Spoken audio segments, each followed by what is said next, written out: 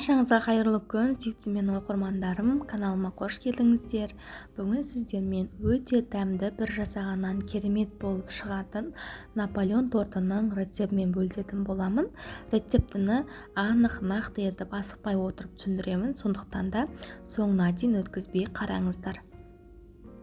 Алдымен тортымыздың қамырын дайындап аламыз. Ол үшін бізге салқын мұздатқыштан шыққан сары май қажет болады. Бір жұмыртқа, су және 6% 6 немесе 9% уксус керек болады. Менде алма уксусы, ұн және шым тұз қажет болады. Жұмыртқаны салқын суға саламыз, шым тұз қосамыз және де бір ас қасық уксусымызды қосып, осының барлығын жақсылап араластырып аламыз. Жақсылап араластырып болғаннан соң осы суымызды тоңазытқышқа салып қоямыз. Салқындап тұру үшін міндетті түрде барлық өнім салқын болуы тиіс. Ендігі кезекте сары майымызды үккіштің ірі жағынан дәл видеодағыдай өткізіп, біз үгітілмелі қамыр дайындап аламыз. Біздің сары майымыз міндетті түрде салқын мұздатқыштан шыққан сары май болуы тиіс. Сары майды өткізіп алғаннан соң қолымызбен осылай крошкалар жасаймыз.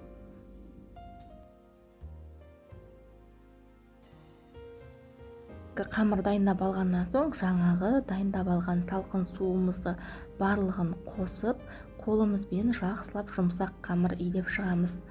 Егер де қамыр қатты қолдарыңызға жабысып жатса, тағы да кішкене 50 граммдай ұн қоссаңыздар болады.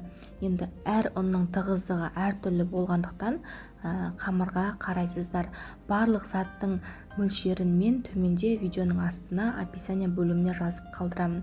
Мінекей бізде осындай жұмсақ қамыр шығады. Енді осы қамырымызды бөлшектерге бөлеміз. Мен теңдей етіп 7 бөлікке бөлдім. Сіздер қаласаңыздар 8-9 өздеріңіздің пісіретін формаларыңыздың көлеміне қарай бөлесіздер. Мен 7 бөлікке бөліп, әрбір қамырды осылай дөңгелек күлшелерге келтіріп, оны тәрелкелерге орналастырып, тоңазытқышқа кем дегенде 1 сағатқа салып қоямыз. Арада 1 сағат өткеннен соң біздің қамырымыз кішкене қатып, жаюға өте ыңғайлы болады.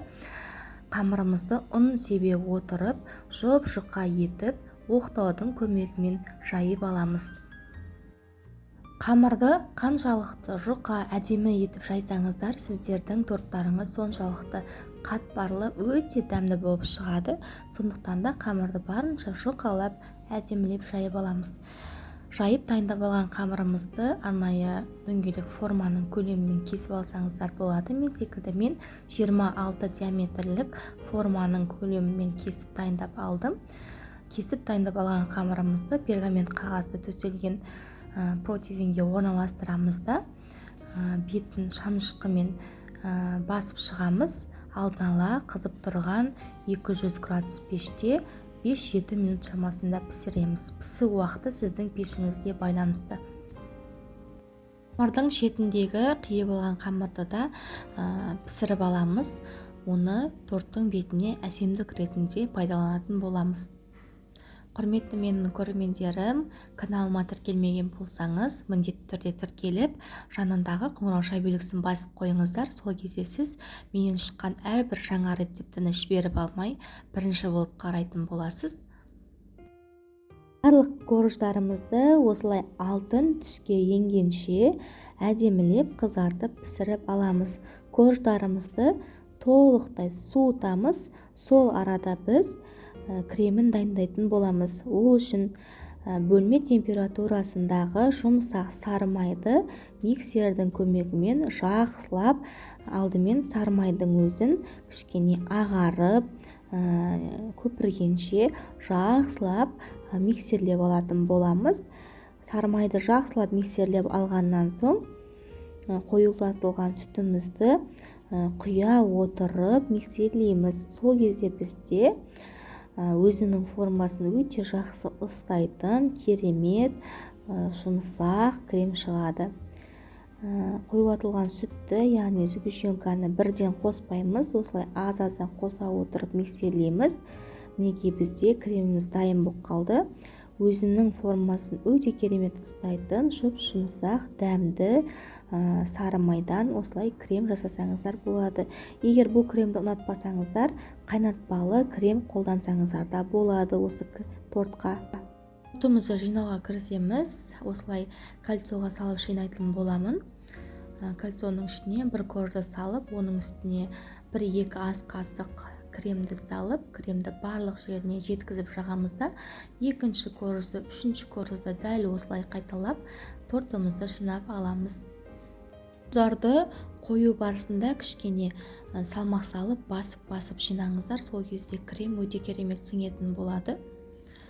Кішкене ісініп, үлкейіп тұрған жерлері болса, қолыңызбен басып жинасаңыздар болады.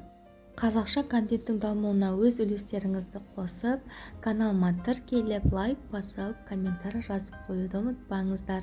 Мен қуанып қалар едім, және алдағы уақытта менен қандай рецепттер күтесіздер, комментарий бөліміне жазсаңыздар болады.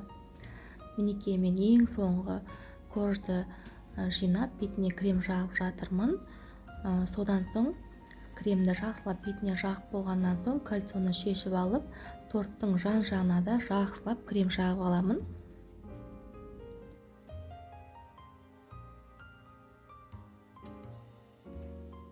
Мінекей достар, торттың үстіне жан-жағына барлық жеріне кремді жағып дайындап аламыз да, жаңағы қамырдың шетінен қалған қалдық қамырларды пісіріп аламыз. Сол қамырды целлофанға салып, оқтаудың көмегімен 1-2 басып үгітіп аламыз. Қатты үгітудің қажеті жоқ, кішкене ірілеу етіп үгітеміз. Сол кезде Наполеон тортының қамыры болып шығады. Қатты үгітсеңіздер медовикке ұқсап кетуі мүмкін. Жақсылап бетіне сеуіп әсемдеп аламыз. Мінекей қараңыздар, біздің тортымыз дайын. Пропиткаға 1-2 сағатқа қойып, содан соң кесіп жіберсеңіздер болады. Ас болсын достар. Сіздермен бірге болған Анаргүл. Рецептім ұнап жатса, каналыма тіркеліп, қоңырау белгісін басып қойуды ұмытпаңыздар, лайк басып қойыңыздар. Алда керемет рецепттермен қуантатын боламын. Назар қойып, рецептіні соңына дейін қарағандарыңызға үлкен рахмет.